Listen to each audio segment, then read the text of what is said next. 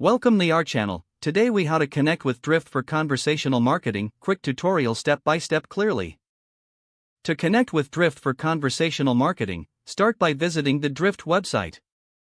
Once on the home page, locate the Get Started button in the upper right corner. Click the button to begin the sign-up process. Fill out the required fields with your information, such as name, email address, and company details. Create a password that meets the security requirements.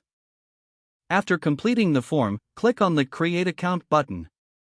You will receive a confirmation email from Drift.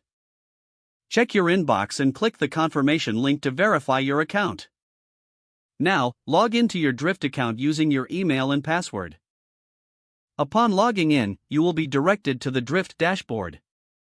Explore the various options available, such as chat setup and integrations. To set up a chatbot, navigate to the Bot section in the left sidebar. Click on Create Bot to begin the setup process. Choose from Drift's pre-made templates or create a custom bot. Design the bot's conversation flow according to your business needs.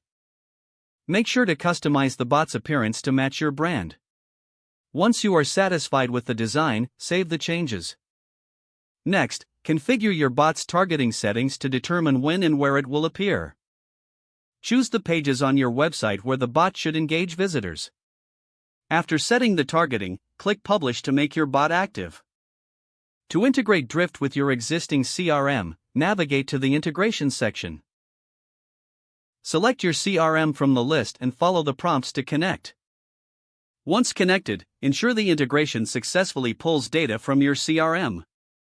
Finally, test your bot by visiting your website to see it in action. Monitor conversations and respond to leads through the Drift dashboard. This completes the process of connecting with Drift for conversational marketing. If the page does not load, refresh the browser or try again in a private or incognito window.